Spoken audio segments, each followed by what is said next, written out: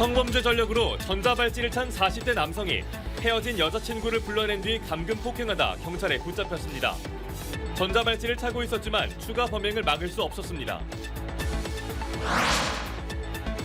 생태호텔과 문화공간으로 조성될 계획이었던 옛 광주 신영파크 호텔 부지가 전면 재검토됩니다. 민선 7기 30여 차례가 넘는 회의 끝에 마련한 활용 방안이 광주시장이 바뀌면서 백지화돼 논란이 커지고 있습니다. 더불어민주당이 헌정사상 처음으로 대통령의 국회 시정연설 참석을 거부했습니다. 민주당 소속 광주 전남 지역 국회의원들도 윤석열 대통령의 야당 탄압을 규탄하는 피켓 시위를 벌였는데 국민의힘은 헌정사의 비극이라고 맞섰습니다. 탄소 중립 시대를 맞아 여수와 광양 국가산단의 대응 방안을 집중 모색하는 기획보도. 오늘은 두 번째 순서로 탄소 중립을 위한 가장 큰 과제인 그린 에너지 기술의 현 주소를 짚어봅니다. 여러분 안녕하십니까? KBC 8시 뉴스입니다. 가족을 해치겠다고 협박해 헤어진 여자친구를 불러낸 뒤 감금 폭행한 40대 남성이 경찰에 붙잡혔습니다. 이 남성은 성범죄 전력으로 전자발찌를 차고 있는 상태였지만 추가 범행을 막을 수는 없었습니다. 박성우 기자의 보도입니다. 광주 서부경찰서는 어제 저녁 8시쯤 광주 서구 쌍촌동의 한 주택가에서 40대 남성을 검거했습니다. 이 남성은 헤어진 여자친구를 자신의 집으로 불러 4시간 동안 감금하고 폭행한 혐의를 받고 있습니다. 피해자는 감금돼 있는 동안 남성의 감시가 소홀한 틈을 타 112에 문자로 신고를 넣어 더 큰 화를 피할 수 있었습니다. 경찰에 붙잡힌 이 남성은 지난 2013년 성폭력 범죄를 저질러 6년간 복역하고 출소해 전자발찌를 차고 있는 상태였지만 재범을 저지르는 것을 막을 수 없었습니다. 범행을 저지른 장소가 남성의 집이었기 때문에 이상 징후를 발견할 수 없었던 겁니다. 재범을 막기 위해 부착한 전자발찌지만 정작 생활범위 내에서 저지르는 범행은 사각지대에 놓여 있는 겁니다. 다녀오라고 했고 거기 그 집에서 이제 사건이 발생한 거잖아요. 신고도 없었고 다른 피해는 지금 현재까지는 확인된 게 없어요.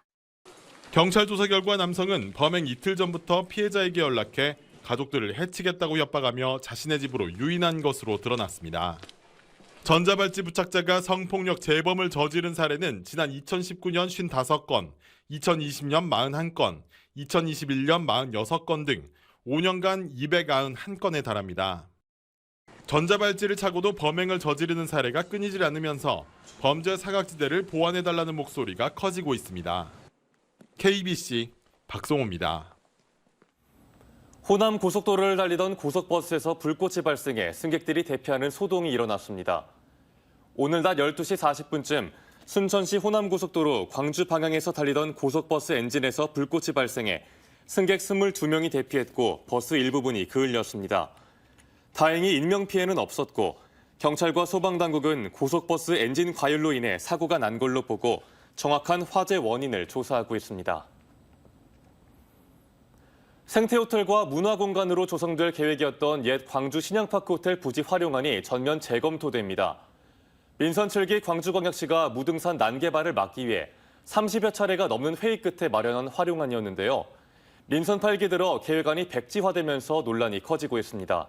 어떤 사연인지 이형길 기자가 정리했습니다. 무등산 자락에 위치한 신영파크 호텔은 지난 1981년 지어졌습니다.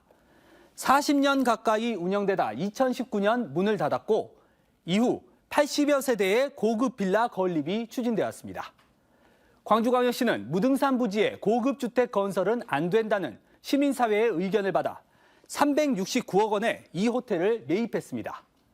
그 뒤 민관정위원회는 30여 차례가 넘는 회의 끝에 기존 건물을 리모델링해 생태 호텔을 만들고 정부 예산을 받아 문화예술인들의 공간인 아시아 아트 플라자를 조성하자는 계획안을 내놨습니다. 아시아 아트 플라자는 지난해 정부로부터 설계 용역비 3억 원을 받기도 했습니다. 그런데 이 사업은 민선 8기에 들어서면서 완전히 뒤집혔습니다. 강기정 광주시장은 최근 리모델링 비용만 340억 원에 달하고 운영비도 연간 20억 원에 이른다며 기존 건물을 모두 철거한 뒤 공원 등 녹지 공간을 만들자는 안을 내놨습니다. 시민사회는 반발하고 있습니다. 30여 차례 민간정위원회 회의와 4차례 시민정책 대토론회를 거쳐 만든 계획안을 한순간에 뒤집는 것은 있을 수 없다는 겁니다.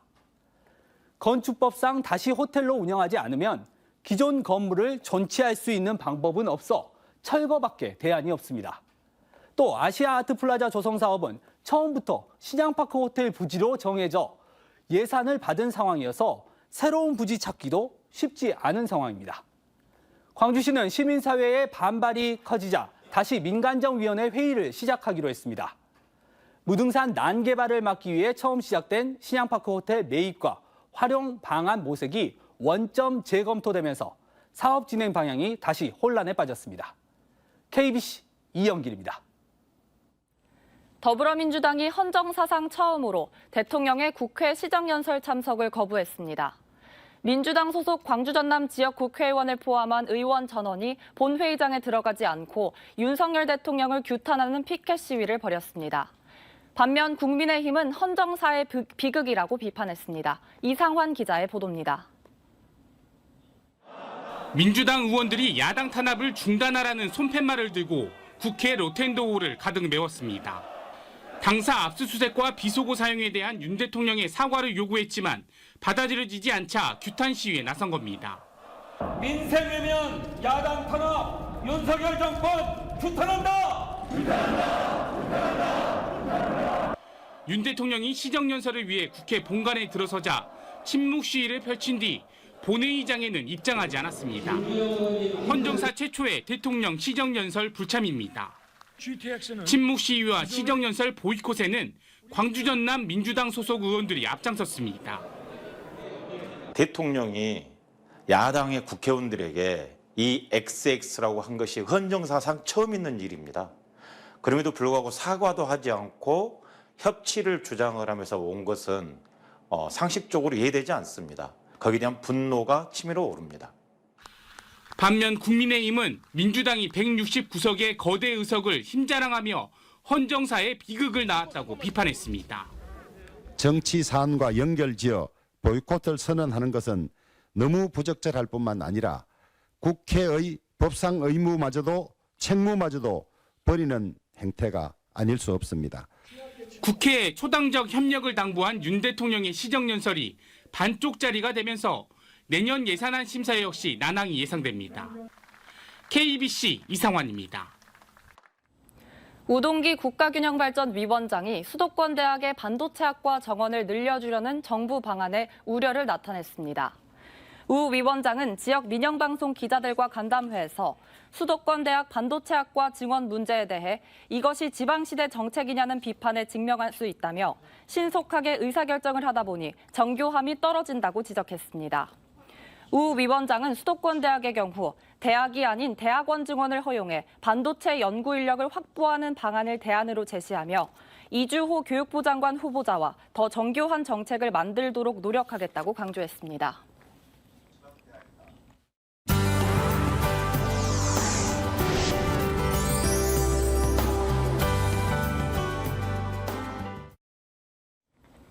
KBC는 오는 28일 개최하는 미래포럼을 통해 대전환의 탄소 중립 시대를 맞아 여수와 광양 국가산단의 대응 방안을 집중 모색합니다. 포럼을 앞두고 탄소 중립에 도전하는 배경과 전략을 살펴보는 기획보도. 오늘은 두 번째 순서로 탄소 중립을 위한 가장 큰 과제인 그린 에너지 기술의 현 주소를 이계혁 기자가 짚어봤습니다.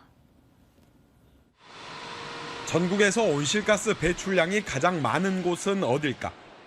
전국 화력발전소의 절반 가까이 있는 충남이 연간 배출량 1억 5천만 톤으로 압도적 1위입니다. 대규모 석유화학기업과 철강기업이 밀집한 전남이 배출량 9,100만 톤으로 2위입니다. 탄소 중립을 위한 산업계의 핵심 과제는 발전소나 공장들이 석탄을 사용하지 않고 신재생에너지로 에너지원을 전환하는 겁니다. 문제는 기술과 비용입니다. 현재 석탄과 전력으로 철강을 생산했을 때 에너지 비용은 원가의 15에서 20% 수준이지만 그린 수소나 그린 전력을 사용할 경우 에너지 비용은 30에서 40%까지 치솟습니다. 그린 에너지의 단가를 낮추고 안정적인 공급이 가능한 기술을 확보하는 것이 가장 시급한 이유입니다. 단기적으로는 기존 도로 설비 효율을 향상하여 탄소 배출을 저감하고 중장기적으로 전기로 수화는 제철 설비 등으로 전환을 준비하고 있습니다. 정부는 올해 탄소 중립 대전환 연구개발 예산으로 1억 2천억 원을 편성했으며 이 중 산업 분야 예산은 4,350억 원입니다. 고효율 신재생 에너지 기술 개발과 산업용 열 공급 스마트 시스템 구축, 그리고 집단 에너지 저장 기술 개발 등입니다. 딴 선진국이 탄소 중립하겠다고 발표하는 거에 비해서 우리나라는 쫓아가려면 많이 힘든 상황이다라는 걸 정부도 인식하고 있다는 얘기입니다. 산업 경쟁력의 저하 없이라는 문구가 제일 화두라고 생각을 합니다. 미국은 지난해 10년 내 수소 1kg을 1달러에 생산하는 이른바 111 프로젝트를 가동했고, 영국도 오는 2030년까지 5기가와트 그린 수소 생산을 목표로 내걸었습니다. 독일도 그린 수소 생산 확대를 위한 62개 프로젝트를 가동하는 등 그린 에너지 생산 기술을 선점하려는 국가적 경쟁도 치열합니다. 정부가 기술 개발과 에너지 산업 환경 기반 구축 사업에 국가적 역량을 얼마나 집중하느냐에 따라 탄소 중립의 성패 여부가 달렸다는 분석입니다. KBC 이계혁입니다. 지방 소멸 위기는 갈수록 커지고 있지만 수도권 쏠림 현상은 더 심해지고 있습니다. 수도권의 경제 독식이 여전한 가운데 수도권 규제 완화까지 계속되고 있는데요. 상황을 개선할 수 있는 특단의 대책이 필요해 보입니다. 지역민방 공동취재단 JTB 정원익 기자가 보도합니다. 전북 진안군 상전면 인구는 고작 830여 명. 전라북도 면 지역 가운데 가장 적다 보니 학교는 물론 그 흔한 슈퍼마켓 하나 찾아볼 수 없습니다. 뭐 젊은 사람들이 있어야 어린애가 탄생이 됐든지 어쩌든지 하지. 거기가 다 농촌 뭐 고령자들이고 젊은 사람들은 없으니까요. 소멸 위기는 군 지역만의 일이 아닙니다. 올해 초 전주를 제외한 군산과 익산 등 전북 13개 시군이 모두 소멸 위험 지역에 포함됐습니다. 지난 2020년 기준 전북 인구는 181만 명, 2050년에는 149만 명으로 줄고 65세 이상 인구는 절반에 가까운 70만 명에 이를 것으로 예측됐습니다. 반면 수도권의 인구는 2,600만 명으로 전체 인구의 50%가 넘는 상황. 경제 부문의 수도권 쏠림은 더 심각합니다. 지역 내 총 생산은 수도권이 전국의 52.5%를 차지하고 외국인 투자 유치는 75%가 집중됐습니다. 벤처기업 인증도 지난 10년간 서울과 경기의 비중이 50%를 넘었습니다.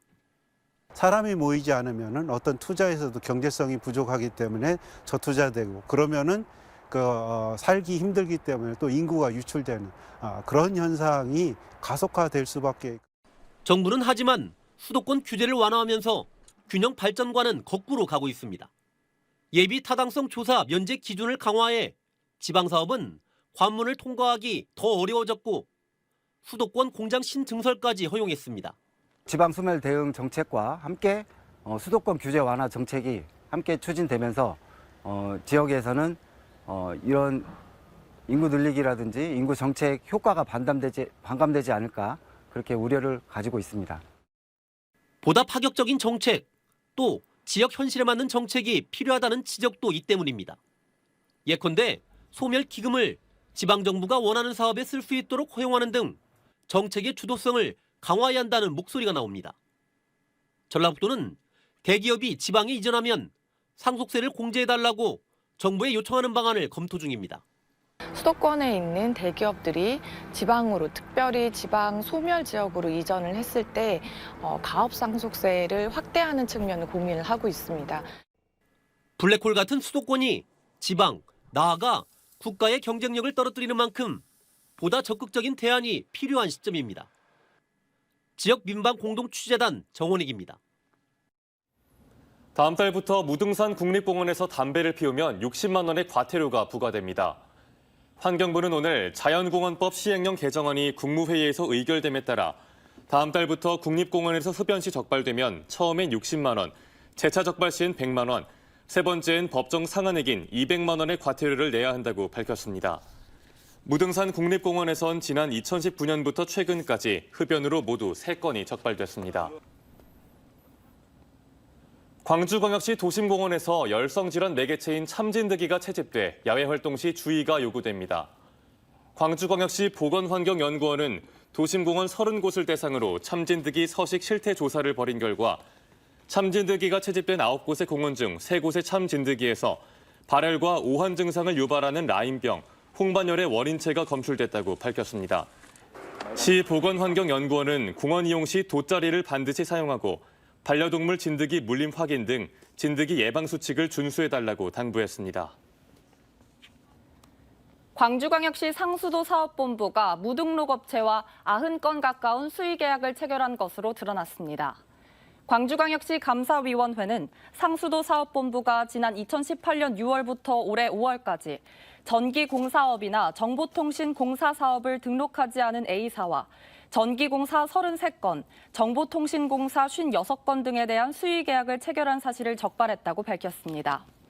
이에 대해 상수도 사업본부는 경미한 공사로 판단해 관련 면허를 등록하지 않은 업체와 계약을 체결했다고 해명했습니다. 감사위원회는 해당 업체에 대한 고발 조치와 함께 광주광역시장에게는 상수도 사업본부에 대한 기관 경고 처분을 명했습니다. 특혜성 수의계약으로 수사를 받고 있는 전남 여수 여천농협이 수사경찰서 측과 만남을 추진하다 무산돼 파장이 일고 있습니다. 여수 여천농협은 10억 원대 공사를 특정 업체와 수의계약으로 체결한 혐의로 경찰 수사를 받고 있는 가운데 여수경찰서 측과 만남을 추진하다 무산된 것으로 확인됐는데 피의자 신분인 여천농협 집행부가 이런 만남을 추진한 것 자체가 문제라는 비판을 받고 있습니다. 여수경찰서는 여천농협이 특정 업체와 15억 9천만 원의 수의계약을 맺고 업체로부터 1억 9천만 원의 기부금을 받은 혐의에 대해 수사를 벌이고 있습니다. 순천만 국가정원 노동자 120여 명이 또다시 집단 해고 상황에 놓이면서 반발이 커지고 있습니다. 공공연대 순천만 국가정원 지회는 오늘 순천시청 앞에서 기자회견을 열고 또다시 12월 31일을 기해 노동자 120여 명이 정리해고될 예정이라면서 상시 집단 해고 방침을 철회해 내년 순천만 국제정원 박람회가 성공적으로 개최되길 바란다고 주장했습니다. 또 순천만 국가정원 위탁 운영업체를 2년마다 교체하면서 노동자들을 상시 집단 해고시킨 책임이 순천시에 있다며 순천시 이름 앞에 악덕업주라는 고유명사가 붙게 될 것이라고 비판했습니다.